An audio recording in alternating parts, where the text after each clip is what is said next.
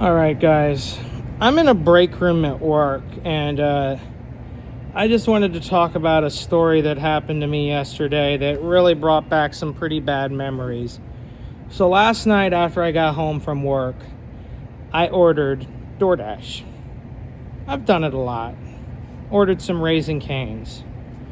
And things, were going smoothly, and the Dasher's name, it said it was Connie. I was like, okay. I had a funny feeling about it, though, and I'll get into details. It reminded me of, if you don't know about my history and my lore and my records out there on the internet, in 2019, I was convicted of verbal harassment. There was a woman who worked at Skyline High School. I never took her class, but I did visit her, and I was friends with her at one point, and her name was Connie as well. She taught French over there. She got me involved in this group called Real Love that was founded by Greg Bear, and she had a friend whose name was Cheryl Lee. And I was going through a really rough time with my parents' divorce, and my mentality was really fucking shit back then. I got too attached to Cheryl Lee. I saw her as like, I wanted Cheryl Lee to replace my mom. I'm not kidding. And when Cheryl Lee tried to push me away, I was a dumbass and decided to blow up on her, on both of them. Both Connie and Cheryl Lee cut ties with me, but I never stopped contacting them. Yeah, I know. And I sent a bunch of fucking angry shit to them. True story. And I got kicked out of that school, and I had two choices, either alternative school or transfer districts. I could transfer districts because my mom and dad were living in separate homes because they were divorced. So I chose moving to West Mesquite. I didn't stop contacting either of them, and it got to the point, I was really that stupid and crazy. It got to the point to where I got arrested, and it turned into a court case. Yeah, and that thing dragged on until 2019, where I was given probation. I finished my probation. Life goes on. I never contacted either of them again. Never saw them again until I ordered DoorDash last night. I had a very bad gut feeling that it would be her, but I tried to remain pessimistic about it. I was like, hey, there's so many Connies out there. It can't be her. I look at the DoorDash map on the GPS, and Connie's arriving, so I open the door. Now we just had a winter storm in Texas. The ice was starting to melt, but there's still a bunch of ice and, dried up snow on the driveway. So it was pretty hard to walk on. Guess who pulls up to my fucking house? It's Connie. Like, I recognized her instantly. And she asks, I'm not going to say my address number. She said the 3 digits, and I say, hey, is this so-and-so and so? I'm like, yeah. She acts very funny.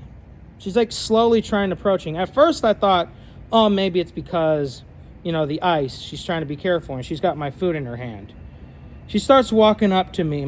Both of my dogs are behind me. The door is open. They're there barking at her. She's like, can you close the door? I'm like, okay, sure.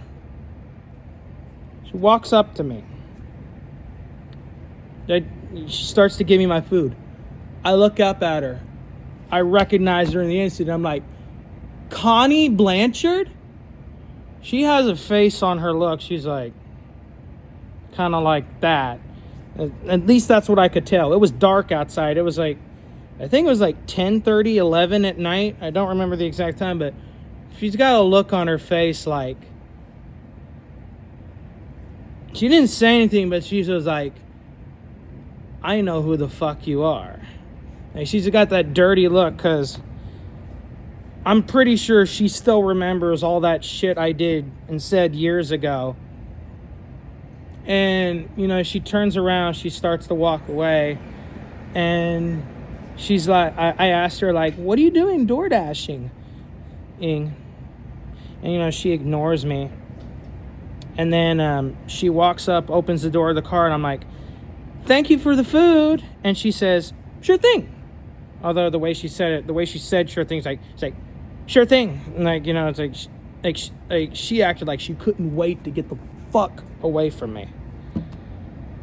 That honestly was a really scary incident, and it brought back a lot of bad memories.